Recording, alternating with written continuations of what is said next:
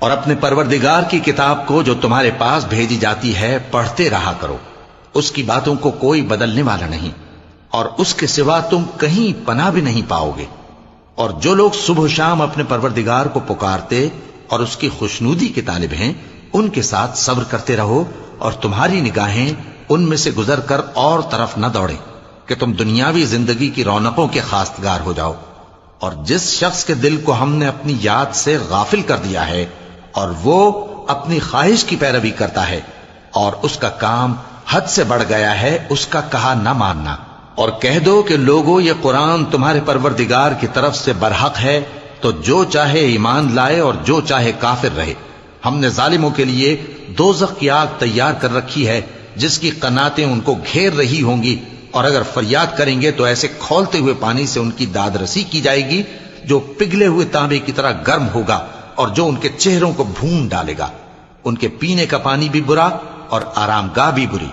اور جو ایمان لائے اور کام بھی نیک کرتے رہے تو ہم نیک کام کرنے والوں کا اجر ضائع نہیں کرتے۔ ایسے لوگوں کے لیے ہمیشہ رہنے کے باغ ہیں جن میں ان کے محلوں کے نیچے نہریں بہ رہی ہیں، ان کو وہاں سونے کے کنگن پہنائے جائیں گے، اور وہ باریک دیبا اور اطلس کے سبز کپڑے پہنا کریں گے،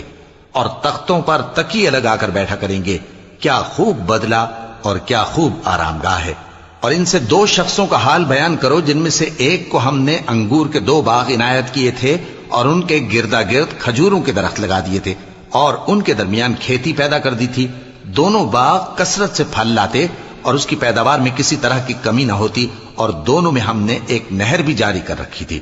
اور اس طرح اس شخص کو ان کی پیداوار ملتی رہتی تھی۔ تو ایک دن جبکہ وہ اپنے دوست سے باتیں کر رہا تھا، کہنے لگا کہ میں تم سے مال و دولت میں بھی زیادہ ہوں اور جتھے اور جماعت کے لحاظ سے بھی زیادہ عزت والا ہوں،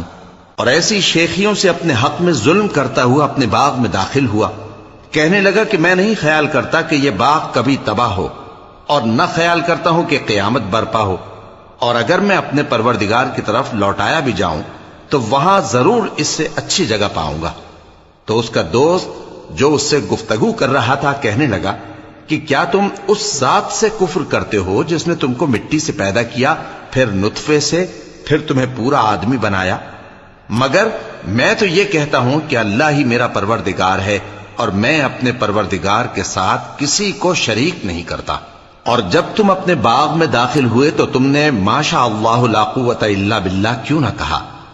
اگر تم مجھے مال و اولاد میں اپنے سے کمتر دیکھتے ہو تو عجب نہیں کہ میرا پروردگار مجھے تمہارے باغ سے بہتر عطا فرمائے، اور تمہارے اس باغ پر آسمان سے آفت بھیج دے تو وہ صاف میدان ہو جائے، یا اس باغ کی نہر کا پانی گہرائی میں اتر جائے تو پھر تم اسے تلاش نہ کر سکو،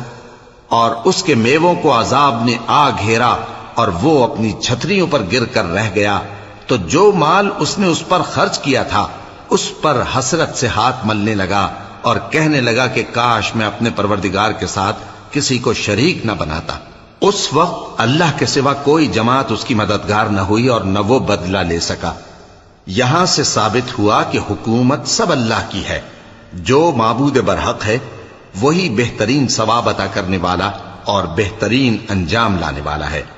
اور ان سے دنیا کی زندگی کی مثال بھی بیان کر دو کہ وہ ایسی ہے جیسے پانی جسے ہم نے آسمان سے برسایا تو اس کے ساتھ زمین کی پیداوار مل کر نکلی، پھر وہ